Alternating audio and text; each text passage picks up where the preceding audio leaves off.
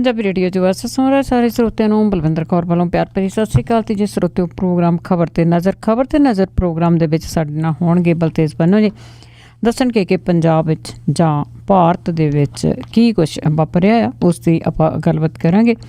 ਧੰਨਵਾਦ ਕਰਨਾ ਚਾਹੁੰਦੇ ਸਾਡੇ ਸਪੋਂਸਰਸ ਦਾ ਜਿਨ੍ਹਾਂ ਨੇ ਇਸ ਪ੍ਰੋਗਰਾਮ ਨੂੰ ਸਪੋਂਸਰ ਕੀਤਾ, ਆਪ ਸਭ ਤੱਕ ਪਹੁੰਚਾਇਆ ਜੀ। Jasvir Singh Jotsan, Mountain House, Sarabjit Singh Chokar, Turlock, Talwinder Singh ਤੇ Pritam Singh Gill, Bakersfield, Satnam Singh Shergill, Selma, Ashanjit Singh Kaloti, Yuba City, Gurdeep Singh Birdi, Clovis Khalsa insurance agency, ਜਿਨ੍ਹਾਂ ਦਾ ਫ਼ੋਨ ਨੰਬਰ 4082722500 ਜੋ ਹਰ ਇੱਕ ਤਰ੍ਹਾਂ ਦੀ ਇੰਸ਼ੋਰੈਂਸ ਕਰਦੇ ਨੇ ਜੀ। ਸਾਡੇ ਨਾਲ ਜੁੜ ਚੁੱਕੇ ਨੇ ਬਲਤੇਜ ਬੰਨੂ ਜੀ, ਸਤਿ ਸ਼੍ਰੀ ਅਕਾਲ, ਸਵਾਗਤ ਹੈ ਜੀ। ਜੀ ਧੰਨਵਾਦ ਜੀ, ਮਿਹਰਬਾਨੀ। ਹਾਂ, ਤੇ ਬਲਤੇਜ ਬੰਨੂ ਜੀ, ਸਭ ਤੋਂ ਪਹਿਲਾਂ ਆਪਾਂ ਗੱਲ ਕਰਦੇ ਹਾਂ ਸ਼ਸ਼ੀ ਕਲਾ ਦੀ, ਜਿਹੜੀ ਕਾਫੀ ਸਾਰੇ ਪੇਪਰ ਉਸ ਨੂੰ ਕਵਰ ਕਰ ਰਹੇ ਆ, ਬੜੀ ਫਰੰਟ ਪੇਜ 'ਤੇ ਉਹਦੀ ਨਿਊਜ਼ ਆ ਰਹੀ ਆ, ਤੇ ਹੁਣ ਉਹ ਜੇਲ੍ਹ ਦੇ ਵਿੱਚ CM। ਜੀ ਬਿਲਕੁਲ ਜੀ, ਐਕਚੁਅਲੀ ਦੇਖੋ ਜਿਹੜੇ ਹਾਲਾਤ ਨੇ ਉਹ ਪਲਟਾ ਕਿਵੇਂ ਮਾਰਦੇ ਨੇ। CM ਕੁਰਸੀ ਤੇ ਪਹੁੰਚਦੀ ਸ਼ਸ਼ੀ ਕਲਾ ਜਿਹੜੀ ਜੀ ਉਹ ਵਿੱਤੋਂ ਵੱਧ ਜਾਇਦਾਦ ਬਣਾਉਣ ਵਾਲੇ ਮਾਮਲੇ ਦੇ ਵਿੱਚ ਸੁਪਰੀਮ ਕੋਰਟ ਵੱਲੋਂ ਆਏ ਫੈਸਲੇ ਤੋਂ ਬਾਅਦ ਜਿਹੜਾ ਜੀ ਉਹ ਜੇਲ੍ਹ ਦੇ ਵਿੱਚ ਪਹੁੰਚ ਗਈ ਹੈ ਜੀ। ਬੈਂਗਲੁਰੂ ਸੈਂਟਰਲ ਜੇਲ੍ਹ ਦੇ ਵਿੱਚ ਪਹੁੰਚ ਗਈ ਆ ਔਰ 3435 ਕੈਦੀ ਨੰਬਰ ਜਿਹੜਾ ਜੀ ਉਹਨੂੰ ਦਿੱਤਾ ਗਿਆ ਔਰ ਉਹ ਉੱਥੇ CM ਬਣੂਗੀ ਜੀ। ਕੈਂਡਲ ਮੇਕਰ, ਮੋਮਬੱਤੀ ਬਣਾਉਣ ਦਾ ਉਹਨੂੰ ਕੰਮ ਮਿਲੂਗਾ। ਰੋਜ਼ ਉਹਨੂੰ 50 ਰੁਪਏ ਦਿਹਾੜੀ ਜਿਹੜੀ ਆ ਉਹ ਮਿਲੂਗੀ। VIP ਟਰੀਟਮੈਂਟ ਤਾਂ ਦੂਰ, ਜੇਲ੍ਹ ਦੇ ਵਿੱਚ ਉਹਨਾਂ ਨੂੰ ਛੁੱਟੀ ਵੀ ਜਿਹੜੀ ਆ ਜੀ ਉਹ ਨਹੀਂ ਮਿਲੂਗੀ। ਜਿਹੜੀਆਂ 2 ਔਰਤਾਂ ਨੇ ਉਹਦੇ ਨਾਲ ਉਹ ਬੈਰਕ ਜਿਹੜੀ ਆ ਉਹ ਸਾਂਝੀ ਕਰੂਗੀ। ਜੇਲ੍ਹ ਪ੍ਰਸ਼ਾਸਨ ਨੇ ਉਹਨੂੰ 3 ਜਿਹੜੀਆਂ ਦੀ ਉਹ ਸਾੜੀਆਂ ਦਿੱਤੀਆਂ ਨੇ। ਸੁਪਰੀਮ ਕੋਰਟ ਨੇ ਜਿਹੜਾ ਜੀ ਸਰੈਂਡਰ ਦੀ ਮੋਹਲਤ ਦੇਣ ਤੋਂ ਉਹਨੂੰ ਨਾ ਕਰਤੀ ਸੀ। ਉਹਨੇ ਸਰੈਂਡਰ ਦੀ ਮੋਹਲਤ ਜਿਹੜੀ ਉਹ ਮੰਗੀ ਸੀ। ਉਸ ਤੋਂ ਬਾਅਦ ਉਹਨੇ ਚੇਨਈ ਦੇ ਵਿੱਚ ਜੈ ਲਲਿਤਾ ਨੂੰ ਸ਼ਰਧਾਂਜਲੀ ਦਿੱਤੀ ਤੇ ਨਾਟਕੀ ਅੰਦਾਜ਼ ਦੇ ਵਿੱਚ 3 ਵਾਰੀ ਜੈ ਲਲਿਤਾ ਦੀ ਸਮਾਧੀ ਦੇ ਉੱਤੇ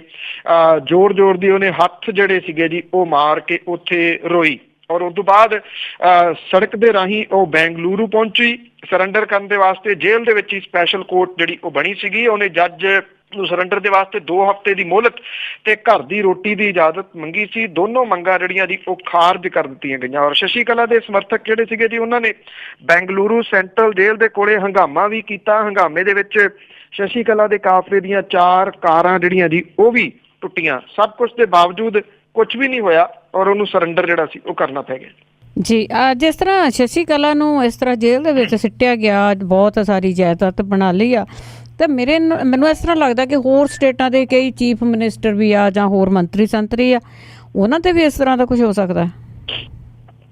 ਬਿਲਕੁਲ ਜੀ, ਦੇਖੋ ਦੇਖਿਆ ਜਾਵੇ ਤਾਂ ਇੱਕ ਸਿੰਬੋਲਿਕ ਮੈਸੇਜ ਤਾਂ ਜਿਹੜਾ ਜੀ ਉਹ ਦਿੱਤਾ ਸੁਪਰੀਮ ਕੋਰਟ ਨੇ। ਬੇਸ਼ੱਕ ਇਹਦੇ ਪਿੱਛੇ ਕਿਤੇ ਨਾ ਕਿਤੇ ਕੁਛ ਪੋਲੀਟੀਕਲ ਜਿਹੜੀਆਂ ਦੀ ਉਹ ਗੱਲਾਂ ਵੀ ਹੋ ਸਕਦੀਆਂ ਨੇ, ਕਿਉਂਕਿ ਜਿਹੜੇ ਅੰਮਾ ਸੀ ਜੀ ਉਦੋਂ ਬਾਅਦ ਉਹਦੀ ਜਿਹੜੀ ਪਾਰਟੀ ਆ ਉਹ ਸ਼ਸ਼ੀ ਕਲਾ ਦੇ ਮੋਢਿਆਂ ਤੇ ਇੱਕ ਕਿਸਮ ਦੇ ਨਾਲ ਟਿਕੀ ਸੀਗੀ। ਜਿਹੜਾ ਪਨੀਰ ਸੈਲਵਮ ਜਾਂ ਜਿਹੜੇ ਬਾਕੀ ਜਿਹੜੇ ਬਣਾ ਰਹੇ ਨੇ ਉਹਨਾਂ 'ਚ ਇੰਨਾ ਦਮਖਮ ਨਹੀਂ ਹੈਗਾ ਕਿ ਉਹ ਪਾਰਟੀ ਨੂੰ ਅੱਗੇ ਤੋਰ ਸਕਣ। ਸ਼ਸ਼ੀ ਕਲਾ ਜਿਹੜੀ ਹੈ ਜੀ ਉਹ ਜਾਣ ਦੇ ਨਾਲ ਇੱਕ ਕਿਸਮ ਦੇ ਨਾਲ ਇਹ ਪਾਰਟੀ AIADMK ਜਿਹੜੀ ਹੈ ਜੀ ਮੇਰਾ ਖਿਆਲ ਉਹ ਭੋਗ ਪੈਣ ਵੱਲ ਨੂੰ ਜਿਹੜਾ ਜੀ ਉਹ ਤੁਰ ਪਊਗੀ। ਜਿਹੜੇ ਇਹਦੇ ਉਸਤਾਦ ਸੀ ਜੀ ਜਿਨ੍ਹਾਂ ਦੇ ਨਾਲ ਰਹੀ ਆ ਉਹਦਾ ਵੀ ਨਾਮ ਤਾਂ ਕਰਪਸ਼ਨ ਦੇ ਵਿੱਚ ਹੀ ਬੋਲਦਾ ਰਿਹਾ ਨਾ ਜੀ, ਔਰ ਕਰਪਸ਼ਨ ਦੇ ਵਿੱਚ ਇਹਦਾ ਨਾਮ ਬੋਲਦਾ ਰਿਹਾ। ਅਰਬਾਂ ਰੁਪਈਏ ਦੀ ਜਾਇਦਾਦ ਜਿਹੜੀ ਹੈ ਜੀ ਇਹਨਾਂ ਨੇ ਇਕੱਠੀ ਕੀਤੀ ਆ।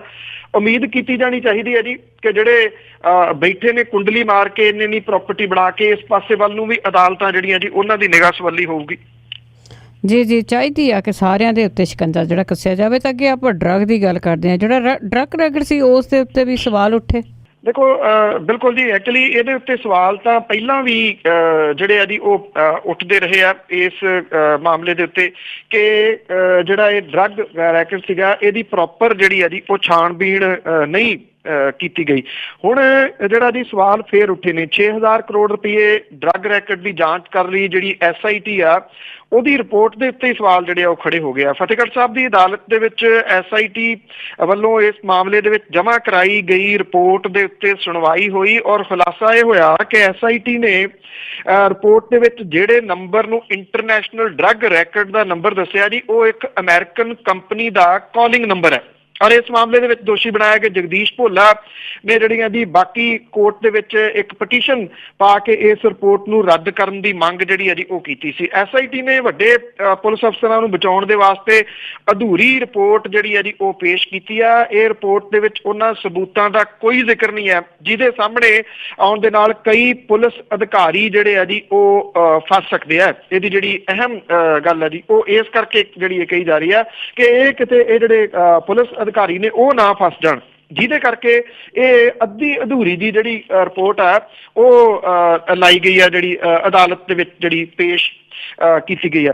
ਹੁਣ ਸਵਾਲ ਇਹ ਆ ਕਿ ਜਦੋਂ ਇਸ ਕਿਸਮ ਦੀ ਜਿਹੜੀ ਇਹ ਰਿਪੋਰਟ ਲਾਈ ਗਈ ਹੈ, ਇਸ ਮਾਮਲੇ ਦੇ ਵਿੱਚ ਜਿਹੜਾ ਅਨੂਪ ਸਿੰਘ ਕਾਲੋਂ ਦਾ ਵਕੀਲ ਸੀਗਾ ਔਰ ਇਹਦੇ ਵਿੱਚ ਹੀ ਫਸੇ ਜਿਹੜੇ ਜੀ ਕੁਛ ਜਿਹੜੇ ਮਨਪ੍ਰੀਤ ਸਿੰਘ ਮਨੀ ਜਿਹੜਾ ਅਮਰੀਕਾ ਦਾ ਇੱਕ ਨੰਬਰ ਦੱਸਿਆ ਗਿਆ ਸੀਗਾ ਜੀ, ਉਹਨੇ ਕਿਹਾ ਸੀਗਾ ਜੀ ਕਿ ਇਹਦੇ ਤੋਂ ਕਾਲ ਆਉਂਦੀ ਰਹੀ ਹੈ। ਇਹ ਐਕਚੁਅਲੀ ਜਿਹੜਾ ਲੌਂਗ ਡਿਸਟੈਂਸ ਵਾਲਾ ਨੰਬਰ ਹੈ ਨਾ ਜੀ, ਉਹ ਆ ਇਹ ਨੰਬਰ ਜਿਹੜੀਆਂ ਲੌਂਗ ਡਿਸਟੈਂਸ ਕੰਪਨੀਆਂ ਜਿਹੜੀਆਂ ਵਰਤਦੀਆਂ ਨੇ। ਹੈਰਾਨੀ ਵਾਲੀ ਗੱਲ ਇਹ ਆ ਕਿ ਬਿਨਾਂ ਜਾਂਚ ਕੀਤੇ ਤੋਂ ਕਿ ਇਹ ਨੰਬਰ ਲੌਂਗ ਡਿਸਟੈਂਸ ਕੰਪਨੀ ਦਾ ਹੈ, ਇਹਦੇ ਉੱਤੇ ਕਾਲ ਜਾਂਦੀ ਨੀ ਗੀ, ਚੁੱਕ ਕੇ ਇਹ ਜਿਹੜਾ ਸੀਗਾ ਜੀ ਇਸ ਇੰਟਰਨੈਸ਼ਨਲ ਡਰੱਗ ਰੈਕਟ ਦੇ ਵਿੱਚ ਸ਼ਾਮਲ ਜਿਹੜਾ ਉਹ ਕਰ ਦਿੱਤਾ ਗਿਆ ਔਰ ਇਹਦੀ ਛਾਣਬੀਣ ਕੀਤੀ ਹੋਈ ਨਹੀਂ ਗਈ। ਤੋ ਜਿਹੜੀ ਇੰਨਾ ਕੁਝ ਜਿਹੜਾ ਰੌਲਾ ਪਿਆ ਸੀਗਾ, ਹੁਣ ਇਹ ਪਤਾ ਲੱਗ ਹੀ ਰਿਹਾ ਜੀ ਕਿ ਕਿਸ ਪਾਸੇ ਵੱਲ ਨੂੰ ਕਹਾਣੀ ਜਿਹੜੀ ਆ ਉਹ ਜਾ ਸਕਦੀ ਹੈ। ਸ਼ਾਇਦ ਕਿਤੇ ਨਾ ਕਿਤੇ ਜਾਣ ਬੁੱਝ ਕੇ ਜਿਹੜਾ ਜੀ ਇੱਕ ਕਿਸਮ ਦੇ ਨਾਲ ਬਚਾਉਣ ਦੀ ਕੋਸ਼ਿਸ਼ ਦੇ ਤਹਿਤ ਹੀ ਇਹ ਜਿਹੜੀ ਹੈ ਜੀ ਸਾਰੀ ਰਿਪੋਰਟ ਪੇਸ਼ ਕੀਤੀ ਗਈ ਆ ਕਿ ਪਹਿਲਾਂ ਉਧਰੋਂ ਬਣਾ ਲਿਆ ਜੀ, ਹੁਣ ਇਸ ਪਾਸੋਂ ਬਚਾ ਲਿਆ ਜਾਵੇ। ਜੀ ਜੀ ਬਿਲਕੁਲ, ਦੇਖੋ ਪਾਸੇ ਸਿੱਟਾ ਕੀ ਨਿਕਲਦਾ। ਤੇ ਅੱਗੇ ਆਪਾਂ SYL ਨਹਿਰ ਦੀ ਗੱਲ ਕਰਦੇ ਹਾਂ ਕਿ ਉਹ ਜਿਹੜਾ ਮੁੱਦਾ ਹੈ ਹਜੇ ਤੱਕ ਉਸੇ ਤਰ੍ਹਾਂ ਹੀ ਆ। ਉਸ ਮੁੱਦੇ ਤੇ ਪੰਜਾਬ ਸਰਕਾਰ ਦੀ ਝੜ ਝੰਬ, ਉਹ ਜਿਹੜੀ ਸੁਪਰੀਮ ਕੋਰਟ ਹੈ ਜੀ ਉਹਨੇ ਸਤਲੁਜ ਯਮੁਨਾ ਲਿੰਕ ਨਹਿਰ ਦੇ ਵਿਵਾਦਤ ਮੁੱਦੇ ਦੇ ਉੱਤੇ ਸੁਣਵਾਈ ਜਿਹੜੀ ਹੈ ਜੀ ਪੰਜਾਬ ਅਸੈਂਬਲੀ ਚੋਣਾਂ ਦੇ ਨਤੀਜੇ ਤੱਕ ਮੁਲਤਵੀ ਕੀਤੇ ਜਾਣ ਦੀ ਪੰਜਾਬ ਸਰਕਾਰ ਦੀ ਅਪੀਲ ਰੱਦ ਕਰ ਦਿੱਤੀ ਹੈ। ਜਿਹੜਾ ਬੈਂਚ ਹੈ ਜੀ ਉਹਨੇ ਸਰਕਾਰ ਦੇ ਵੱਲੋਂ ਪੇਸ਼ ਹੋਏ ਜਿਹੜੇ ਸੀਨੀਅਰ ਵਕੀਲ ਨੇ ਉਹਦੀ ਚੰਗੀ ਖਚਾਈ ਜਿਹੜੀ ਹੈ ਜੀ ਉਹ ਕੀਤੀ ਹੈ ਔਰ ਇਹ ਕਿਹਾ ਕਿ ਚੋਣਾਂ ਦੇ ਨਤੀਜਿਆਂ ਤੱਕ ਅਦਾਲਤਾਂ ਨੂੰ ਉਡੀਕ ਕਰਾਏ ਜਾਣ ਦੀ ਕੋਈ ਤੁਕ ਨਹੀਂ ਹੈ। ਅਗਲੀ ਸੁਣਵਾਈ ਜਿਹੜੀ ਆ ਉਹ 22 ਫਰਵਰੀ ਨੂੰ ਹੋਊਗੀ। ਉਦੋਂ ਤੱਕ ਅਦਾਲਤ ਨੇ ਅੰਤਰਿਮ ਹੁਕਮਾਂ ਨੂੰ ਜਿਉਂ ਦੀ ਤਿਉਂ ਬਰਕਰਾਰ ਰੱਖਣ ਲਈ ਸਟੇਟਸ ਕੋ ਜਿਹੜਾ ਜੀ ਉਹ ਦਿੱਤਾ। ਲੇਕਿਨ ਨਤੀਜੇ 11 ਮਾਰਚ ਨੂੰ ਜਿਹੜੇ ਆ ਜੀ ਉਹ ਆਉਣੇ ਆ। ਰਾਮਦੇਵ ਮਲਾਨੀ ਸਰਕਾਰ ਦੇ ਵੱਲੋਂ ਜਿਹੜਾ ਜੀ 2 ਮੈਂਬਰੀ ਬੈਂਚ ਦੇ ਅੱਗੇ ਪੇਸ਼ ਹੋਏ ਸੀਗੇ ਤੇ SYL ਮੁੱਦੇ ਦੇ ਉੱਤੇ ਪੰਜਾਬ ਦੇ ਵਿੱਚ ਚੋਣ ਨਤੀਜਿਆਂ ਦੇ ਐਲਾਨ ਤੱਕ ਮੁਲਤਵੀ ਕਰਨ ਦੀ ਅਪੀਲ ਜਿਹੜੀ ਉਹ ਕੀਤੀ ਸੀ। ਅਦਾਲਤ ਨੂੰ ਇਹ ਦੱਸਿਆ ਗਿਆ ਸੀਗਾ ਕਿ ਪੰਜਾਬ ਸਰਕਾਰ ਨੇ ਅਜੇ ਤੱਕ ਹਰਿਆਣਾ ਦੀ ਉਹ ਪਟੀਸ਼ਨ ਜਿਹਦੇ ਵਿੱਚ ਉਹਨਾਂ ਸੁਪਰੀਮ ਕੋਰਟ ਦੇ ਪਹਿਲੇ ਹੁਕਮਾਂ ਦੀ ਤਮੀਲ ਕਰਾਉਣ ਲਈ ਕਿਹਾ ਸੀਗਾ ਖਿਲਾਫ ਅਜੇ ਤੱਕ ਆਪਣਾ ਜਵਾਬ ਨਹੀਂ ਦਿੱਤਾ ਤੇ ਇਹਨੂੰ ਜਲਦੀ ਦਾਖਲ ਜਿਹੜਾ ਜੀ ਉਹ ਕੀਤਾ ਜਾਊਗਾ। ਜੇਠ ਮਲਾਨੀ ਨੇ ਵੀ ਕਿਹਾ ਜੀ ਕਿ ਉਹ ਇਸ ਮਾਮਲੇ ਦੇ ਵਿੱਚ ਸਰਕਾਰ ਦੇ ਵੱਲੋਂ ਕੀਤੀਆਂ ਟਿੱਪਣੀਆਂ ਦਾ ਮੋੜਵਾਂ ਜਵਾਬ ਦੇਊਗਾ। ਇਹਦੇ ਲਈ ਸਮਾਂ ਵੀ ਜਿਹੜਾ ਜੀ ਉਹ ਮੰਗਿਆ। ਹੁਣ ਸਵਾਲ ਇਹ ਹੈ ਜੀ ਕਿ ਇੰਨਾ ਸਮਾਂ ਜਿਹੜਾ ਇਹ ਅਦਾਲਤ ਦੇ ਵਿੱਚ ਪਿਆ ਰਿਹਾ, ਜਿਹੜੀ ਜਾ ਰਹੀ ਸਰਕਾਰ ਹੈ ਉਹ ਕੀ ਕਰਦੀ ਰਹੀ। ਇਹ ਜੇਠ ਮਲਾਨੀ ਹੋਰੀ ਲਾਸਟ ਜਿਹੜੇ ਦਿਨਾਂ ਦੇ ਵਿੱਚ ਇਹਨਾਂ ਨੂੰ ਹਾਇਰ ਕੀਤਾ ਗਿਆ। ਇਹ ਸਾਰੀਆਂ ਗੱਲਾਂ ਪਹਿਲਾਂ ਹੀ ਸਾਹਮਣੇ ਜਿਹੜੀਆਂ ਦੀ ਆ ਚੁੱਕੀਆਂ ਨੇ ਕਿ ਮਾੜੇ ਮੋਟੇ ਦੇ ਜਿਹੜੇ ਵਕੀਲ ਸੀਗੇ ਉਹ ਖੜੇ ਕਰਕੇ ਇਸ ਮਾਮਲੇ ਨੂੰ ਟਰਕਾਇਆ ਗਿਆ, ਵਧਾਇਆ ਗਿਆ, ਲਮਕਾਇਆ ਗਿਆ ਕਿ ਕਿਸੇ ਤਰੀਕੇ ਦੇ ਨਾਲ ਇਹਨੂੰ ਜਿਹੜਾ ਜੀ ਕੱਢ ਦਿਓ। ਹੁਣ ਜਿਹੜੇ ਕਹਿੰਦੇ ਸੀ ਮੈਂ ਕੋਈ ਵੀ ਕੁਰਬਾਨੀ ਦੇਣ ਨੂੰ ਤਿਆਰ ਹਾਂ, ਬੜੇ ਵੱਡੇ ਵੱਡੇ ਹੋਰਡਿੰਗ ਲੱਗੇ ਸੀਗੇ ਤੇ ਉਹ ਅਦਾਲਤ ਦੇ ਵਿੱਚ ਵਕੀਲ ਭੇਜ ਕੇ ਇਹ ਕਹਿੰਦੇ ਆ ਕਿ ਸਮਾਂ ਦੇ ਦਿਓ, ਜਿਹੜੀ ਅਗਲੀ ਸਰਕਾਰ ਆਊਗੀ ਉਹ ਦੇਖੂਗੀ ਜੀ। ਭਾਵ ਕਿ ਆਪਣੇ ਗਲੋਂ ਗਲਾਵਾਂ ਜਿਹੜੀ ਆ ਜੀ ਉਹ ਲਾਉਣ ਦੀ ਕੋਸ਼ਿਸ਼ ਜਿਹੜੀ ਆ ਉਹ ਕੀਤੀ ਗਈ ਆ। ਬੇਸ਼ੱਕ ਕੇਅਰ ਟੇਕਰ ਸਰਕਾਰ ਹੀ ਸਹੀ, ਇਹਨੂੰ ਫਿਰ ਵੀ ਇਹਨੂੰ ਠੀਕ ਤਰੀਕੇ ਦੇ ਨਾਲ ਵਕੀਲਾਂ ਦੇ ਰਾਹੀਂ ਲਿਆ ਜਾਣਾ ਚਾਹੀਦਾ ਸੀਗਾ, ਨਹੀਂ ਲਿਆ ਗਿਆ। ਇਸ ਕਰਕੇ ਕਿ ਜਿਹੜੀ ਨਵੀਂ ਸਰਕਾਰ ਬਣੂਗੀ ਉਹ ਦੇਖੀ ਜਾਊਗੀ ਜੀ ਕਿ ਉਹ ਕੀ ਕਰਦੀ ਆ ਔਰ ਉਹਨੂੰ ਫਸਾ ਦਿੱਤਾ ਜਾਊਗਾ ਜੀ। ਬਿਲਕੁਲ ਜੀ, ਪੰਜਾਬ ਦਾ ਭਲਾ ਤਾਂ ਕਦੀ ਕੀਤਾ ਹੀ ਨਹੀਂ, ਆਪਣਾ ਕਰਕੇ ਤਾਂ ਚੱਲਦੇ ਬਣੇ ਆ। ਤੇ ਅੱਗੇ ਆਪਾਂ ਡੇਰਾ ਵਿਵਾਦ ਦੀ ਗੱਲ ਕਰਦੇ ਆ। ਉਹਦੇ ਵਿੱਚ 3 ਮੈਂਬਰੀ ਜਾਂਚ ਕਮੇਟੀ ਬਣੀ ਸੀ, ਉਸ ਦੀ ਮਿਆਦ ਖਤਮ ਹੋ ਗਈ ਆ ਤੇ ਲੱਗਦਾ ਕਿ ਹੋਰ ਸਮਾਂ ਮੰਗਿਆ ਗਿਆ ਆ। ਬਿਲਕੁਲ ਜੀ, ਵੈਸੇ ਸਾਂਝਾ ਤਾਂ ਆਪਾਂ ਪਹਿਲਾਂ ਵੀ ਕਰ ਰਹੇ ਹਾਂ ਜੀ ਕਿ ਆਉਣ ਦੇ ਚਾਂਸਸ ਬੜੇ ਥੋੜੇ ਨੇ। ਉਂਝ ਵੀ ਜਿਹੜੇ ਲੋਕ ਬਹੁਤ ਵੱਡੀ ਕੋਈ ਉਮੀਦ ਲਾਈ ਬੈਠੇ ਆ ਇਸ ਤੋਂ ਕਿ ਇਹਨੇ ਕਮੇਟੀ ਨੇ ਜਾਂਚ ਜਿਹੜੀ ਆ ਜੀ ਉਹ ਕਰ ਦੇਣੀ ਆ ਤੇ ਉੱਥੇ ਅਕਾਲ ਤਖਤ ਦੇ ਤੋਂ ਕੋਈ ਸਖਤ ਫੈਸਲਾ ਆ ਜਾਊਗਾ। ਇਹ ਐਵੇਂ ਮੰਗੇਰੀ ਲਾਲ ਦੇ ਸੁਪਨੇ ਜਿਹੜੇ ਆ ਜੀ ਉਹ ਹੋ ਸਕਦੇ ਆ। ਸਿਰਸਾ ਵਿਵਾਦ ਦੇ ਉੱਤੇ ਆਸ਼ੀਰਵਾਦ ਤੇ ਸਮਰਥਨ ਲੈਣ ਗਏ ਜਿਹੜੇ ਸਿੱਖ ਆਗੂਆਂ ਦੇ ਮਾਮਲੇ ਦੀ ਜਾਂਚ ਕਰ ਰਹੀ ਜਿਹੜੀ 3 ਮੈਂਬਰੀ ਕਮੇਟੀ ਆ ਉਹਨੂੰ ਅੱਜ ਹੋਰ ਸਮਾਂ ਜਿਹੜਾ ਜੀ ਉਹ ਦੇ ਦਿੱਤਾ ਜਾਊਗਾ। ਟੀਮ ਦੇ ਵੱਲੋਂ ਮੁਕੰਮਲ ਜਾਂਚ ਰਿਪੋਰਟ ਦਿੱਲੀ ਚੋਣਾਂ ਤੋਂ ਬਾਅਦ ਅਕਾਲ ਤਖਤ ਨੂੰ ਸੌਂਪੀ ਜਾਊਗੀ ਜੀ। ਪੰਜਾਬ ਵਿਧਾਨ ਸਭਾ ਚੋਣਾਂ ਦੇ ਦੌਰਾਨ ਹਮਾਇਤ ਪ੍ਰਾਪਤ ਕਰਨ ਦੇ ਵਾਸਤੇ ਜਿਹੜੇ ਇਹ ਆਗੂ ਗਏ ਸੀਗੇ ਔਰ ਉਹਨਾਂ ਨੇ ਗੁਰਮੀਤ ਰਾਮ ਰਹੀਮ ਦੇ ਨਾਲ ਜਿਹੜੀ ਮੁਲਾਕਾਤ ਕੀਤੀ ਸੀਗੀ। ਇਸ ਤੋਂ ਬਾਅਦ ਪਹਿਲੀ ਜਿਹੜੀ ਇਹਦੀ ਫਰਵਰੀ ਨੂੰ ਡੇਰਾ ਸਿਰਸਾ ਦੇ ਵੱਲੋਂ ਚੋਣਾਂ ਦੇ ਵਿੱਚ ਸ਼੍ਰੋਮਣੀ ਅਕਾਲੀ ਦਲ ਨੂੰ ਹਮਾਇਤ ਦੇਣ ਦਾ ਐਲਾਨ ਕੀਤਾ ਗਿਆ ਸੀਗਾ ਔਰ ਇਸ ਮੌਕੇ ਜਿਹੜੇ ਅਕਾਲੀ ਉਮੀਦਵਾਰ ਨੇ ਜੀ ਉਹ ਡੇਰੇ ਦੇ ਮੰਚ ਦੇ ਉੱਤੇ ਹਾਜ਼ਰ ਸੀਗੇ। ਇਹ ਕਿਹਾ ਜਾ ਰਿਹਾ ਜੀ ਕਿ ਕਈ ਫੋਟੋਆਂ ਜਿਹੜੀਆਂ ਨੇ ਉਹ ਕਮੇਟੀ ਨੇ ਹਾਸਲ ਕੀਤੀਆਂ ਨੇ, ਕਈ ਵੀਡੀਓ ਹਾਸਲ ਕੀਤੀਆਂ ਨੇ। ਹਾਸਲ ਤਾਂ ਕਾਹਦੀਆਂ ਕਰਨੀਆਂ ਜੀ, ਸਾਰੀਆਂ ਤਾਂ ਨੈੱਟ ਦੇ ਉੱਤੇ ਪਈਆਂ ਨੇ, ਤੁਰੀਆਂ ਫਿਰਦੀਆਂ ਨੇ, ਉੱਥੋਂ ਉਹਨਾਂ ਨੇ ਲੈ ਲਈਆਂ ਨੇ। ਪਰ ਇਹ ਕਿਹਾ ਜੀ ਕਿ ਅਜੇ ਉਹਨਾਂ ਦੀ ਜਾਂਚ ਜਿਹੜੀ ਆ ਉਹ ਮੁਕੰਮਲ ਨਹੀਂ ਹੋਈ। ਇਹ ਕਿੱਡੀ ਕੁ ਵੱਡੀ ਜਾਂਚ ਸੀਗੀ ਜੀ ਜਿਹੜੀ ਇਹ ਇੰਨਾ ਜਿਹੜਾ ਜੀ ਉਹ ਸਮਾਂ ਚਾਹੀਦਾ, ਇਹ ਸਿਰਫ ਟਰਕਾਉਣ ਦੇ ਵਾਸਤੇ, ਲਮਕਾਉਣ ਦੇ ਵਾਸਤੇ ਜਿਹੜਾ ਜੀ ਇਹ ਕੀਤਾ ਗਿਆ। ਉਹਨਾਂ ਨੂੰ ਪਤਾ ਹੈ ਕਿ ਜੇ ਹੁਣ ਇਹ ਮਾਮਲਾ ਜਿਹੜਾ ਜੀ ਉਹ ਲੈ ਆਂਦਾ ਅਕਾਲ ਤਖਤ ਤੱਕ ਪਹੁੰਚਾਤਾ, ਉਹਨਾਂ ਨੇ ਜਿਹੜਾ ਜੀ ਉਹ ਸੱਦ ਲਿਆ ਤੇ ਇਹਦਾ ਸਿੱਧਾ ਅਸਰ ਜਿਹੜਾ ਦਿੱਲੀ ਸਿੱਖ ਗੁਰਦੁਆਰਾ ਮੈਨੇਜਮੈਂਟ ਕਮੇਟੀ ਦੀਆਂ ਚੋਣਾਂ ਦੇ ਉੱਤੇ ਪੈ ਸਕਦਾ। ਇਸ ਕਰਕੇ ਇਹ ਟਾਲਿਆ ਜਾ ਰਿਹਾ ਜੀ। ਉਦੋਂ ਬਾਅਦ ਇਹ ਦੇਖਣਗੇ ਕਿ ਕੀ ਕਰਨਾ ਇਸ ਮਸਲੇ ਦੇ ਉੱਤੇ। ਕਰਨਾ ਤਾਂ ਜੀ ਇਹਨਾਂ ਨੇ ਕੀ ਹੈਗਾ, ਜੇ ਕੋਈ ਹੋਰ ਕਿਸੇ ਸਿਰੋਂ ਪਾਓ ਦੀ ਗੱਲ ਹੋਵੇ, ਕੋਈ ਹੋਰ ਹੋਵੇ ਤਾਂ ਇਹਨਾਂ ਨੂੰ ਕੈਮਰੇ ਦੇ ਵਿੱਚ ਬਹੁਤ ਜਲਦੀ ਦਿਸਦਾ ਆ। ਜਿਸ ਤਰ੍ਹਾਂ ਤੁਸੀਂ ਸੋਸ਼ਲ ਮੀਡੀਆ 'ਤੇ ਕਿਹਾ ਆ, ਸਾਰਾ ਕੁਝ ਹੈਗਾ ਹੀ ਆ ਜੀ। ਅੱਗੇ ਆਪਾਂ ਜਾਟਾਂ ਦੀ ਗੱਲ ਕਰਦੇ ਹਾਂ। ਜਾਟਾਂ ਨੇ ਸਰਕਾਰੀ ਕਮੇਟੀ ਨਾਲ ਗੱਲਬਾਤ ਕਰਨ ਤੋਂ ਨਾ ਕੀਤੀ। ਆਲ ਇੰਡੀਆ ਜਾਟ ਰਾਖਵਾਂਕਰਨ ਜਿਹੜੀ ਸੰਘਰਸ਼ ਕਮੇਟੀ ਆ ਉਹਨੇ ਜਿਹੜਾ DS ਢੇਸੀ ਦੀ ਅਗਵਾਈ ਦੇ ਹੇਠ ਬਣੀ 5 ਮੈਂਬਰੀ ਕਮੇਟੀ ਦੇ ਨਾਲ ਗੱਲਬਾਤ ਕਰਨ ਤੋਂ ਨਾ ਕਰਤੀ ਆ ਤੇ ਅੰਦੋਲਨ ਤੇਜ਼ ਕਰਨ ਸੰਬੰਧੀ ਫੈਸਲਾ ਲੈਣ ਦੇ ਵਾਸਤੇ 17 ਫਰਵਰੀ ਨੂੰ ਜਿਹੜੀ ਹੈ ਜੀ ਉਹ ਮੀਟਿੰਗ ਕੀਤੀ ਹੈ। ਹਰਿਆਣੇ ਦੇ ਗ੍ਰਹਿ ਵਿਭਾਗ ਦੇ ਵਧੀਕ ਜਿਹੜੇ ਨੇ ਜੀ ਉਹਨਾਂ ਦਾ ਇਹ ਕਹਿਣਾ ਕਿ 5 ਮੈਂਬਰੀ ਕਮੇਟੀ ਦੀ ਜਾਟ ਰਾਖਵਾਂਕਰਨ ਸੰਘਰਸ਼ ਦੇ ਨਾਲ ਮਹੱਤਵਪੂਰਨ ਮੁੱਦਿਆਂ ਦੇ ਉੱਤੇ ਅਗਲੇ ਪੜਾਅ ਦੇ ਵਿੱਚ ਮੀਟਿੰਗ ਜਿਹੜੀ ਆ ਉਹ ਹੋਣੀ ਆ। ਆਲ ਇੰਡੀਆ ਜਾਟ ਰਾਖਵਾਂਕਰਨ ਸੰਘਰਸ਼ ਕਮੇਟੀ ਦੇ ਜਿਹੜੇ ਪ੍ਰਧਾਨ ਨੇ ਉਹਨੇ ਇਹ ਕਿਹਾ ਜੀ ਕਿ ਮੁੱਖ ਸਕੱਤਰ ਦੀ ਅਗਵਾਈ ਦੇ ਹੇਠ ਬਣੀ ਕਮੇਟੀ ਦੇ ਕੋਲੇ ਕੋਈ ਅਧਿਕਾਰ ਹੀ ਨਹੀਂ ਹੈਗਾ ਤੇ ਆਖਰੀ ਫੈਸਲਾ ਜਿਹੜਾ ਉਹ ਸਰਕਾਰ ਨੇ ਲੈਣਾ। ਇਸ ਕਰਕੇ ਜਿਹੜੀ ਸਮਿਤੀ ਆ ਉਹ ਕਹਿੰਦੇ ਕਿ ਅਧਿਕਾਰੀਆਂ ਦੀ ਕਮੇਟੀ ਦੇ ਨਾਲ ਗੱਲਬਾਤ ਨਾ ਕਰਨ ਦਾ ਫੈਸਲਾ ਜਿਹੜਾ ਕੀਤਾ। ਉਹਨਾਂ ਨੇ ਕਿਹਾ ਕਿ ਅੰਦੋਲਨ ਸੰਬੰਧੀ ਕੋਈ ਫੈਸਲਾ ਲੈਣ ਲਈ ਕੋਰ ਕਮੇਟੀ ਦੀ ਮੀਟਿੰਗ ਜਿਹੜੀ ਆ ਉਹ 17 ਫਰਵਰੀ ਨੂੰ ਸੱਦੀ ਗਈ ਆ। 18 ਤੇ 19 ਫਰਵਰੀ ਨੂੰ ਸੂਬੇ ਦੇ ਵਿੱਚ ਬਲੀਦਾਨ ਦਿਵਸ ਮਨਾਇਆ ਜਾਊਗਾ ਔਰ ਪਿਛਲੀ ਵਾਰ ਦੇ ਜਾਟ ਰਾਖਵਾਂਕਰ ਅੰਦੋਲਨ ਦੇ ਦੌਰਾਨ ਮਾਰੇ ਗਏ ਵਿਅਕਤੀਆਂ ਨੂੰ ਸ਼ਰਧਾਂਜਲੀ ਜਿਹੜੀ ਆ ਜੀ ਉਹ ਭੇਟ ਕੀਤੀ ਜਾਊਗੀ। ਪਿਛਲੇ ਸਾਲ ਜਦੋਂ ਜਾਟਾਂ ਦਾ ਅੰਦੋਲਨ ਹੋਇਆ ਸੀਗਾ ਤੇ ਉਦੋਂ ਜਿਹੜੇ ਲੋਕ ਗ੍ਰਿਫਤਾਰ ਕੀਤੇ ਗਏ ਸੀ ਵੱਖ-ਵੱਖ ਕੇਸਾਂ ਦੇ ਵਿੱਚ, ਇਹ ਜਾਟ ਉਹਨਾਂ ਦੇ ਉੱਤੋਂ ਕੇਸ ਵਾਪਸ ਲੈਣ ਦੀ ਮੰਗ ਜਿਹੜੀ ਕਰ ਰਹੇ ਆ ਤੇ ਰਾਖਵਾਂਕਰਨ ਲਾਗੂ ਕਰਨ ਦੀ ਮੰਗ ਜਿਹੜੀ ਆ ਉਹ ਕਰ ਰਹੇ ਆ। ਸਰਕਾਰ ਕਹਿੰਦੀ ਆ ਕਿ ਅਸੀਂ ਪਾਸ ਕਰਤਾ ਵਿਧਾਨ ਸਭਾ ਦੇ ਵਿੱਚ, ਹੁਣ ਇਹਦੇ ਉੱਤੇ ਅਦਾਲਤ ਨੇ ਰੋਕ ਲਾਤੀ ਤੇ ਅਸੀਂ ਕੀ ਕਰੀਏ। ਦੂਜਾ ਜਿਹੜਾ ਮਾਮਲਾ ਕੇਸਾਂ ਵਾਲਾ ਉਹ ਇਹ ਕਹਿੰਦੀ ਆ ਕਿ ਇਹ ਸਿੱਧਾ ਮਾਮਲਾ ਪੰਜਾਬ ਹਰਿਆਣਾ ਹਾਈ ਕੋਰਟ ਦੇ ਨਾਲ ਜੁੜਿਆ ਹੋਇਆ, ਉਹਨੇ ਹੀ ਇਹਨਾਂ ਕੇਸਾਂ ਦੇ ਸਬੰਧ ਦੇ ਵਿੱਚ ਕੋਈ ਫੈਸਲਾ ਲੈਣਾ। ਸਾਡੇ ਹੱਥ ਵੱਸ ਬਹੁਤਾ ਕੁਝ ਹੈ ਨਹੀਂਗਾ। ਹੁਣ ਇਹ ਗੱਲਬਾਤ ਜਿਹੜੀ ਹੈ ਜੀ ਇਹਦੇ ਵਿੱਚ ਡੈਡਲਾਕ ਜਿਹੜਾ ਜੀ ਆਉਣ ਤੋਂ ਬਾਅਦ ਜਾਟ ਕਹਿੰਦੇ ਆ ਕਿ ਅਸੀਂ ਅੰਦੋਲਨ ਜਿਹੜਾ ਜੀ ਉਹ ਤੇਜ਼ ਕਰਨਾ। ਇਹ ਤੇਜ਼ ਹੋਇਆ ਅੰਦੋਲਨ ਕੇਸ ਪਾਸੇ ਵੱਲ ਨੂੰ ਜਾਂਦਾ ਜੀ। ਇਹ ਨੇੜੋਂ ਵੇਖਣ ਵਾਲਾ ਰਹੂਗਾ। ਹਾਂ ਜੀ, ਤੇ ਅੱਗੇ ਆਪਾਂ ਪੰਜਾਬ ਦੇ ਪਾੜਿਆਂ ਦੀ ਗੱਲ ਕਰੀਏ। ਨੈਸ਼ਨਲ ਲੈਵਲ ਤੇ ਜ਼ੀਰੋ ਸਾਬਤ ਹੋ ਰਹੇ ਆ। ਜੀ ਪੰਜਾਬ ਦੇ ਜਿਹੜੇ ਸਰਕਾਰੀ ਸਕੂਲਾਂ ਦਾ ਕੋਈ ਵੀ ਜਿਹੜਾ ਸਟੂਡੈਂਟ ਹੈ ਉਹ NCERT ਜਿਹੜਾ national school of education research and training ਦੇ ਵੱਲੋਂ ਜਿਹੜੀ ਲਈ ਗਈ ਇੱਥੇ ਐਗਜ਼ਾਮ ਹੈ ਜੀ NTSC, ਉਹਦਾ ਪਹਿਲਾ ਪੜਾਅ ਪਾਰ ਨਹੀਂ ਕਰ ਸਕਿਆ ਜੀ। ਔਰ ਇਹ ਗੱਲ ਵੈਸੇ ਬਹੁਤ ਵਾਰੀ ਜਿਹੜੀ ਜੀ ਚੁੱਕੀ ਗਈ ਹੈ ਕਿ ਪੰਜਾਬ ਦਾ ਐਜੂਕੇਸ਼ਨ ਸਿਸਟਮ ਜਿਹੜਾ ਜੀ ਉਹ ਤਬਾਹ ਕਿਵੇਂ ਕੀਤਾ ਗਿਆ ਇੱਕ ਕਿਸਮ ਦੇ ਨਾਲ ਕਿ ਜਿਹੜੇ ਜੀ ਅਨਪੜ੍ਹ ਰੱਖ ਲਏ ਜਾਣ। ਸਿੱਖਿਆ ਵਿਭਾਗ ਦੇ ਵੱਲੋਂ ਚੁਣੇ ਗਏ ਸੀ 10ਵੀਂ ਜਮਾਤ ਦੇ 101 ਸਟੂਡੈਂਟ ਜਿਹੜੇ ਸੀਗੇ ਸਾਰੇ ਪੰਜਾਬ ਦੇ ਪ੍ਰਾਈਵੇਟ ਸਕੂਲਾਂ ਦੇ ਨਾਲ ਸੰਬੰਧਿਤ ਸੀ। NTSC ਨੇ ਇਸ ਐਗਜ਼ਾਮ ਦੇ ਦੂਜੇ ਪੜਾਅ ਦੇ ਵਾਸਤੇ ਪੰਜਾਬ ਦੇ 101 ਵਿਦਿਆਰਥੀਆਂ ਦਾ ਕੋਟਾ ਰੱਖਿਆ ਹੈ।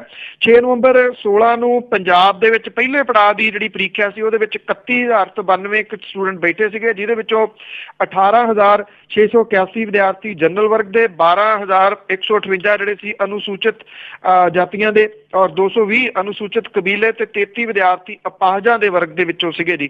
ਸਮਾਜ ਵਿਗਿਆਨ ਤੇ ਗਣਿਤ ਵਿਸ਼ਿਆਂ ਦੇ ਆਧਾਰ ਦੇ ਉੱਤੇ ਜਿਹੜੀ ਇਹ ਪ੍ਰੀਖਿਆ ਲਈ ਗਈ ਸੀਗੀ ਔਰ ਇਸ ਪ੍ਰੀਖਿਆ ਦੇ ਵਿੱਚ ਜਿਹੜੇ ਚੁਣੇ ਗਏ ਵਿਦਿਆਰਥੀ ਨੇ ਪੰਜਾਬ ਦੇ ਪ੍ਰਾਈਵੇਟ ਸਕੂਲਾਂ ਦੇ ਨਾਲ ਸੰਬੰਧਿਤ ਨੇ ਜੀ। ਔਰ 101 ਵਿਦਿਆਰਥੀਆਂ ਸਭ ਤੋਂ ਵੱਧ 32 ਜਿਹੜਾ ਪਟਿਆਲਾ ਦੇ ਨਾਲ ਸੰਬੰਧਿਤ ਨੇ, ਬਾਕੀ ਦੂਜੇ ਸ਼ਹਿਰਾਂ ਦੇ ਨੇ। ਜਿਹੜੇ ਸਰਕਾਰੀ ਸਕੂਲਾਂ ਦੇ ਪੜ੍ਹੇ ਹੋਏ ਨੇ ਜੀ ਉਹ ਇੱਕ ਵੀ ਵਿਦਿਆਰਥੀ ਜਿਹੜਾ ਜੀ ਇਹਦੇ ਵਿੱਚ ਚੁਣਿਆ ਨਹੀਂ ਗਿਆ, ਜਿੱਥੋਂ ਤੁਸੀਂ ਅੰਦਾਜ਼ਾ ਲਾ ਸਕਦੇ ਹੋ ਕਿ ਸਰਕਾਰੀ ਐਜੂਕੇਸ਼ਨ ਜਿਹੜੀ ਹੈ ਜੀ ਉਹਦਾ ਸੱਤਿਆਨਾਸ਼ ਇੱਥੇ ਕਿਵੇਂ ਪਿਛਲੇ ਸਾਲਾਂ ਦੇ ਦੌਰਾਨ ਕਰ ਦਿੱਤਾ ਗਿਆ ਤਾਂ ਕਿ ਆਮ ਲੋਕ ਜਿਹੜੇ ਆ ਨਾ ਜੀ ਉਹ ਪੜ੍ਹ ਲਿਖ ਨਾ ਜਾਣ।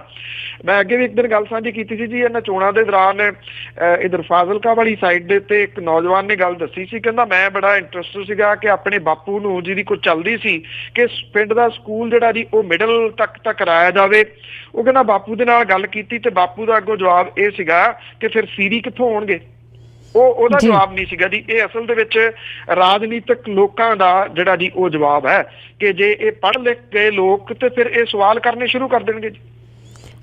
ਬਿਲਕੁਲ ਜੀ, ਨਾਲੇ ਜਿਹੜਾ ਅਸੀਂ ਕਹੀ ਜਾਂਦੇ ਹਾਂ ਪੰਜਾਬ ਐਜੂਕੇਸ਼ਨ 'ਚ ਨੰਬਰ 1, ਪੰਜਾਬ ਇਸ ਚੀਜ਼ 'ਚ ਨੰਬਰ 1, ਉਹ ਪਤਾ ਨਹੀਂ ਕਿੱਥੇ ਨੰਬਰ 1 ਹੈ ਜਾਂ ਘਰਾਂ ਦੇ ਵਿੱਚ ਹੀ ਹੈਗਾ। ਅਤੇ ਅੱਗੇ ਆਪਾਂ ਪੁਲਿਸ ਦੇ ਵਿੱਚ ਭਰਤੀ ਹੋਏ ਨੌਜਵਾਨਾਂ ਦੀ ਗੱਲ ਕਰੀਏ, ਉਹ ਤਨਖਾਹ ਤੋਂ ਵਾਂਝੇ। ਜਿਹੜੀ ਸਰਕਾਰ ਅਕਾਲੀ ਭਾਜਪਾ ਜੀ ਉਹਦੇ ਵੱਲੋਂ ਚੋਣਾਂ ਦੇ ਦੌਰਾਨ ਪੰਜਾਬ ਪੁਲਿਸ ਦੀ ਭਰਤੀ ਦੇ 4 ਮਹੀਨੇ ਬੀਤ ਜਾਣ ਤੋਂ ਬਾਅਦ ਵੀ ਨਵੇਂ ਰੰਗਰੂਟ ਜਿਹੜੇ ਨੇ ਜੀ ਉਹਨਾਂ ਨੂੰ ਤਨਖਾਹ ਨਹੀਂ ਮਿਲੀ। ਇਹ ਕਹਿੰਦੇ ਆ ਕਿ ਪਿਛਲੇ 4 ਮਹੀਨਿਆਂ ਤੋਂ ਤਨਖਾਹ ਨਾ ਮਿਲਣ ਕਰਕੇ ਉਹਨਾਂ ਦੀ ਹਾਲਤ ਬੇਰੁਜ਼ਗਾਰਾਂ ਨਾਲੋਂ ਵੀ ਮਾੜੀ ਹੋ ਗਈ ਆ। ਟ੍ਰੇਨਿੰਗ ਦੇ ਉੱਤੇ ਵੀ ਉਹਨਾਂ ਨੇ ਆਪਣੇ ਪੱਲਿਓਂ ਪੈਸਾ ਜਿਹੜਾ ਜੀ ਉਹ ਖਰਚ ਕੀਤਾ। ਸਰਕਾਰ ਨੇ ਅਜੇ ਤੱਕ ਉਹਨਾਂ ਦੇ ਬੈਂਕ ਖਾਤਿਆਂ ਦੇ ਵਿੱਚ ਜਿਹੜੀ ਹੈ ਜੀ ਉਹ ਕਾਣੀ ਕੌਡੀ ਨਹੀਂ ਪਾਈ। ਪੰਜਾਬ ਪੁਲਿਸ 'ਚ ਭਰਤੀ ਹੋ ਕੇ 4 ਮਹੀਨਿਆਂ ਤੋਂ ਨੌਕਰੀ ਕਰ ਰਹੇ ਸਿਪਾਹੀ ਜਿਹੜੇ ਨੇ ਘਰੇਲੂ ਖਰਚਿਆਂ ਲਈ ਯਾਰਾਂ ਦੋਸਤਾਂ ਤੋਂ ਪੈਸੇ ਮੰਗ ਕੇ ਗੁਜ਼ਾਰਾ ਕਰ ਰਹੇ ਆ। ਅਕਾਲੀ ਭਾਜਪਾ ਸਰਕਾਰ ਦੇ ਵੱਲੋਂ ਨਵੰਬਰ 16 'ਚ ਪੰਜਾਬ ਪੁਲਿਸ ਦੇ ਵਿੱਚ 7324 ਮੁੰਡੇ ਕੁੜੀਆਂ ਸਿਪਾਹੀ ਭਰਤੀ ਕੀਤੇ ਗਏ ਸੀ, ਜੋ ਅਜੇ ਤੱਕ ਆਪਣੀ ਪਹਿਲੀ ਤਨਖਾਹ ਨੂੰ ਤਰਸ ਰਹੇ ਆ। ਪੰਜਾਬ ਸਰਕਾਰ ਨੇ ਚੋਣਾਂ ਦੇ ਵਿੱਚ ਲਾਹਾ ਲੈਣ ਦੇ ਵਾਸਤੇ ਜੀ ਇਹ ਭਰਤੀ ਖੋਲੀ ਸੀ, ਪਰ ਨਵੇਂ ਪੁਲਿਸ ਮੁਲਾਜ਼ਮਾਂ ਨੂੰ ਤਨਖਾਹਾਂ ਦਾ ਜੁਗਾੜ ਹੀ ਕੋਈ ਨਹੀਂ ਕੀਤਾ ਜੀ। ਪੱਕੀ ਭਰਤੀ ਵਾਲੇ ਇਹਨਾਂ ਸਿਪਾਹੀਆਂ ਨੂੰ ਠੇਕੇ ਤੇ ਰੱਖੇ ਮੁਲਾਜ਼ਮਾਂ ਵਾਂਗੂ ਸਿਰਫ 13,000 ਤੇ 300 ਰੁਪਏ ਦੇ ਹਿਸਾਬ ਦੇ ਨਾਲ ਤਨਖਾਹ ਦਿੱਤੀ ਜਾਣੀ ਹੈ। ਤਾਜ਼ੀ ਭਰਤੀ ਦੇ ਵਿੱਚ ਮੁਲਾਜ਼ਮਾਂ ਦੀ ਸਥਿਤੀ ਇਸ ਵੇਲੇ ਬੇਰੁਜ਼ਗਾਰ ਨੌਜਵਾਨਾਂ ਵਾਲੀ ਹੋਈ ਪਈ ਹੈ ਜੀ। 22 ਨਵੰਬਰ ਨੂੰ ਭਰਤੀ ਹੋਏ ਨੌਜਵਾਨ ਹੁਣ ਤੱਕ ਸਾਰੇ ਖਰਚੇ ਆਪਣੇ ਘਰਦਿਆਂ ਕੋਲੋਂ ਪੈਸੇ ਲੈ ਕੇ ਜਿਹੜਾ ਜੀ ਗੁਜ਼ਾਰਾ ਕਰ ਰਹੇ ਆ। ਰੋਜ਼ ਵਿਚਾਰੇ ਅਕਾਊਂਟ ਜਿਹੜਾ ਜੀ ਉਹ ਚੈੱਕ ਕਰੀ ਜਾਂਦੇ ਆ ਵੀ ਸ਼ਾਇਦ ਅੱਜ ਜਿਹੜੀ ਹੈ ਜੀ ਉਹ ਤਨਖਾਹ ਆ ਜਾਵੇ, ਕੱਲ ਨੂੰ ਆ ਜਾਵੇ। ਹੁਣ ਜਿਹੜਾ ਜੀ ਇਹਨਾਂ ਦਾ ਜਿਹੜਾ ਵਿਭਾਗ ਹੈ ਉਹ ਕਹਿੰਦਾ ਜੀ ਤਨਖਾਹ ਛੇਤੀ ਜਾਰੀ ਕਰਤੀ ਜਾਊਗੀ। ਅਪ੍ਰੈਲ 1 ਨੂੰ ਕਹਿੰਦੇ ਆ ਜੀ ਤਨਖਾਹਾਂ ਜਿਹੜੀਆਂ ਜੀ ਉਹ ਆ ਜਾਣਗੀਆਂ। ਜਿਹੜੇ ਨਾਲ ਦੇ ਨੇ ਉਹ ਇੱਕ ਦੂਜੇ ਨਾਲ ਗੱਲ ਇਹ ਵੀ ਕਰਦੇ ਆ ਕਿ 1 ਅਪ੍ਰੈਲ ਅਪ੍ਰੈਲ ਫੂਲ ਵੀ ਹੁੰਦਾ, ਕਿਤੇ ਉਹ ਨਾ ਹੋਵੇ ਕਿ ਉਂਝ ਹੀ ਕਹਿ ਦਿੱਤਾ ਹੋਵੇ ਤੇ ਤਨਖਾਹ ਜਿਹੜੀ ਆਵੇ ਹੀ ਨਾ। ਔਰ ਦੂਜਾ ਤੁਸੀਂ ਦੇਖੋ ਭਰਤੀ ਕਰ ਗਏ, ਕਹਿੰਦੇ ਜੀ ਤਨਖਾਹ ਅਪ੍ਰੈਲ 'ਚ ਆਊਗੀ। ਸ਼ੈਤਾਨੀ ਇਹ ਆ ਕਿ ਜਿਹੜੀ ਨਵੀਂ ਸਰਕਾਰ ਆਊਗੀ ਆਪੇ ਜੁਗਾੜ ਕਰਦੀ ਫਿਰੂਗੀ ਤਨਖਾਹਾਂ ਦਾ। ਅਸੀਂ ਤਾਂ ਸੋਚਦੇ ਆ ਜੀ ਕਿ ਲਾਹਾ ਲੈਣਾ ਸੀ ਇਲੈਕਸ਼ਨਾਂ ਦੇ ਵਿੱਚ, ਸ਼ਾਇਦ ਉਹ ਜਿਹੜਾ ਜੀ ਉਹ ਲੈ ਲਿਆ ਹੋਣਾ। ਉਸ ਤੋਂ ਬਾਅਦ ਕਿਹੜਾ ਪੁੱਛਦਾ ਤਨਖਾਹਾਂ ਨੂੰ। ਬਿਲਕੁਲ ਜੀ, ਤੀਰ ਤੁੱਕ ਅਸੀਂ ਚੱਲ ਗਿਆ ਨਹੀਂ ਤੇ ਨਾ ਸਹੀ। ਅੱਗੇ ਆਪਾਂ ਆਟਾ ਦਾਲ ਸਕੀਮ ਦੀ ਗੱਲ ਕਰਦੇ ਹਾਂ ਕਿ ਹਰੇਕ ਗੱਲ ਦੇ ਵਿੱਚ ਹੀ ਘਪਲਾ ਆ, ਤੇ ਇੱਥੇ 1 ਲੱਖ ਜਾਲੀ ਕਾਰਡ ਫੜੇ ਗਏ ਜੀ। ਬਠਿੰਡੇ ਦੀ ਫੜੇ ਗਏ ਆ ਜੀ, ਹੋਰ ਜਗ੍ਹਾ ਨਹੀਂ। ਕੇਂਦਰ ਸਰਕਾਰ ਨੇ ਪੰਜਾਬ ਦੇ ਵਿੱਚ ਆਟਾ ਦਾਲ ਸਕੀਮ ਦੇ 1 ਲੱਖ ਜਾਲੀ ਕਾਰਡ ਜਿਹੜੇ ਆ ਜੀ ਉਹ ਫੜੇ ਆ। ਔਰ ਕੇਂਦਰ ਨੇ ਇਹਨਾਂ ਰਾਸ਼ਨ ਕਾਰਡਾਂ ਦੇ ਉੱਤੇ ਹੁਣ ਕਾਟਾ ਫੇਰਿਆ। ਰਾਸ਼ਨ ਕਾਰਡਾਂ ਦੇ ਕੰਪਿਊਟਰੀਕਰਨ ਦੌਰਾਨ ਇਹ ਘਪਲਾ ਜਿਹੜਾ ਜੀ ਉਹ ਸਾਹਮਣੇ ਆਇਆ। ਖੁਰਾਕ ਜਨਤਕ ਵੰਡ ਮੰਤਰਾਲਾ ਜਿਹੜਾ ਜੀ ਉਹਨੇ ਪੰਜਾਬ ਦੇ ਵਿੱਚ ਜਨਵਰੀ 13 ਤੋਂ ਨਵੰਬਰ 16 ਦੇ ਦੌਰਾਨ 1,01,249 ਜਿਹੜੇ ਜੀ ਇਹ ਕਾਰਡ ਗਲਤ ਪਾਏ ਨੇ। ਕੌਮੀ ਖੁਰਾਕ ਸੁਰੱਖਿਆ ਮਿਸ਼ਨ ਤਹਿਤ ਜਿਹੜਾ ਜੀ ਇਹਨਾਂ ਦੇ ਵੱਲੋਂ ਆਟਾ ਦਾਲ ਜਿਹੜਾ ਉਹ ਲਿਆ ਜਾ ਰਿਹਾ ਸੀਗਾ। ਹਰਿਆਣੇ ਦੇ ਵਿੱਚ ਵੀ 1,92,000 ਰਾਸ਼ਨ ਕਾਰਡ ਜਿਹੜੇ ਆ ਜੀ ਉਹ ਜਾਲੀ ਫੜੇ ਗਏ ਆ। ਪੰਜਾਬ ਦੇ ਵਿੱਚ ਕੁੱਲ 34.2 ਲੱਖ ਕਾਰਡ ਨੇ। ਔਰ ਪੰਜਾਬ ਚੋਣਾਂ ਤੋਂ ਪਹਿਲਾਂ ਵੱਡੀ ਗਿਣਤੀ ਦੇ ਵਿੱਚ ਆਟਾ ਦਾਲ ਸਕੀਮ ਦੇ ਨਵੇਂ ਨੀਲੇ ਕਾਰਡ ਜਿਹੜੇ ਉਹ ਬਣਾਏ ਗਏ ਸੀਗੇ। ਕੇਂਦਰ ਸਰਕਾਰ ਦੇ ਕੋਲ ਪੰਜਾਬ ਦੀ ਆਟਾ ਦਾਲ ਸਕੀਮ ਦੀਆਂ 4 ਵਰ੍ਹਿਆਂ ਦੇ ਵਿੱਚ 28 ਸ਼ਿਕਾਇਤਾਂ ਪਹੁੰਚੀਆਂ, ਜਿਹਦੇ ਵਿੱਚ ਰਾਜ ਸਰਕਾਰ ਤੋਂ ਜਿਹੜੀ ਹੈ ਜੀ ਇਹਦੀ ਪੜਤਾਲ ਕਰਾਈ ਗਈ ਸੀ। 16 ਦੇ ਵਿੱਚ 7 ਤੇ 15 ਦੇ ਵਿੱਚ 10 ਸ਼ਿਕਾਇਤਾਂ ਮਿਲੀਆਂ ਸੀਗੀਆਂ। ਉਦੋਂ ਪਹਿਲਾਂ ਸਾਲ 13 ਤੇ 14 ਦੇ ਵਿੱਚ ਕੇਂਦਰ ਨੂੰ 11 ਸ਼ਿਕਾਇਤਾਂ ਜਿਹੜੀਆਂ ਉਹ ਮਿਲੀਆਂ ਸੀਗੀਆਂ। ਔਰ ਸਵਾਲ ਇਹ ਹੈ ਜੀ ਕਿ ਇਹ ਸਕੀਮ ਜਿਹੜੀ ਆ ਹੈਗੀ ਆ ਕੇਂਦਰ ਦੀ ਸਰਕਾਰ ਦੀ ਆਟਾ ਦਾਲ ਵਾਲੀ। ਤੁਹਾਨੂੰ ਪਤਾ ਹੀ ਹੈ ਜੀ ਇੱਥੇ ਜਿੰਨੀ ਐਡਵਰਟਾਈਜ਼ਮੈਂਟ ਇਹਦੀ ਕੀਤੀ ਜਾਂਦੀ ਰਹੀ ਆ, ਉਹ ਕਈ ਇਹ ਗਏ ਆ ਜੀ ਕਿ ਅਸੀਂ ਜਿਹੜੀ ਆਟਾ ਦਾਲ ਆ ਉਹ ਦੇ ਰਹੇ ਹਾਂ, ਜਦੋਂ ਕਿ ਕਹਾਣੀ ਹੁਣ ਜਿਹੜੀ ਹੈ ਜੀ ਇਸ ਪੜਤਾਲ ਤੋਂ ਬਾਅਦ ਹੋਰ ਹੀ ਸਾਹਮਣੇ ਆ ਰਹੀ ਵੀ ਇਹ ਤਾਂ ਸੈਂਟਰ ਦੀ ਸਕੀਮ ਸੀਗੀ, ਉਹਨੇ ਇਨਵੈਸਟੀਗੇਸ਼ਨ ਕਰਕੇ ਨਕਲੀ ਕਾਰਡ ਜਿਹੜੇ ਜੀ ਲੱਖ ਤੋਂ ਉੱਪਰ ਫੜ ਲਏ। ਬਿਲਕੁਲ ਜੀ, ਇਹਨਾਂ ਕਾਰਡਾਂ ਤੇ ਇਹਨਾਂ ਦੇ ਮੰਤਰੀ ਸੰਤਰੀ ਹੀ ਸਾਰਾ ਕੁਝ ਲੈ ਕੇ ਅੱਗੇ ਵੇਚਦੇ ਸੀ। ਅਖੀਰ ਵਿੱਚ ਆਜ਼ਨਾਮਾ। ਬਸ ਪਾਣੀ ਦੀ ਇੱਕ ਹੈ ਹੋਰ ਆ ਗਈ, ਆਰਡਰ ਛੱਡ ਕੇ ਗਈ ਮਹਿੰਗਾਈ ਬੇਲੀ। ਬੱਸ ਪਾਣੀ ਦੀ ਇੱਕ ਹੈ ਹੋਰ ਆ ਗਈ, ਆਰਡਰ ਛੱਡ ਕੇ ਗਈ ਮੰਗਾਈ ਬੇਲੀ, ਕੀਤਾ ਕਿਸੇ ਸਵਾਗਤ ਨਾ ਆਣ ਉਹਦਾ, ਲੁਕਵੀਂ ਸੜਕ ਤੋਂ ਗਈ ਪਚਾਈ ਬੇਲੀ। ਚੱਲਣ ਲੱਗੀ ਨਾ ਪਹਿਲੀ ਹੈ ਬੱਸ ਹਾਲੇ, ਇਹ ਵੀ ਜਾਵਣੀ ਨਹੀਂ ਚਲਾਈ ਬੇਲੀ, ਜਿਹੜੇ ਖੂੰਜੇ ਦੇ ਵਿੱਚ ਹੈ ਖੜੀ ਪਹਿਲੀ, ਇਹ ਵੀ ਉਸ ਦੇ ਨਾਲ ਟਕਾਈ ਬੇਲੀ। ਅਫਸਰ ਆਖਦੇ ਪਹਿਲੀ ਵੀ ਠੀਕ ਹੈ ਸੀ, ਬਿਜਲੀ ਤੇਲ ਨਾ ਕਦੀ ਉਹ ਮੰਗਦੀ ਸੀ। ਅਫਸਰ ਆਖਦੇ ਪਹਿਲੀ ਵੀ ਠੀਕ ਹੈ ਸੀ, ਬਿਜਲੀ ਤੇਲ ਨਾ ਕਦੀ ਉਹ ਮੰਗਦੀ ਸੀ, ਚੱਕਰ ਕੱਢਣ ਲਈ ਉਂਝ ਤਿਆਰ ਹੈ ਸੀ, ਕੱਲੀ ਹੋਣ ਕਰਕੇ ਰਹਿੰਦੀ ਸੰਗਦੀ ਸੀ। ਥੈਂਕ ਯੂ ਜੀ, ਬਹੁਤ ਬਹੁਤ ਧੰਨਵਾਦ। ਮਿਹਰਬਾਨੀ, ਧੰਨਵਾਦ ਜੀ। ਸਤਿ ਸ੍ਰੀ ਅਕਾਲ ਜੀ। ਸਰੋਤਿਓ, ਇਹ ਸਨ ਬਲਤੇਜ ਪੰਨੂ ਜੋ ਸਾਡੇ ਨਾਲ ਜੁੜਦੇ ਨੇ ਤੇ ਦੱਸਦੇ ਨੇ ਕਿ ਕੀ ਕੁਛ ਉੱਤੇ ਹੋ ਰਿਹਾ। ਹੁਣ ਅਗਲੇ ਬੁਲਟਨ ਤੱਕ ਬਲਵਿੰਦਰ ਕੌਰ ਵੱਲੋਂ ਪਿਆਰ ਭਰੀ ਸਤਿ ਸ੍ਰੀ ਅਕਾਲ।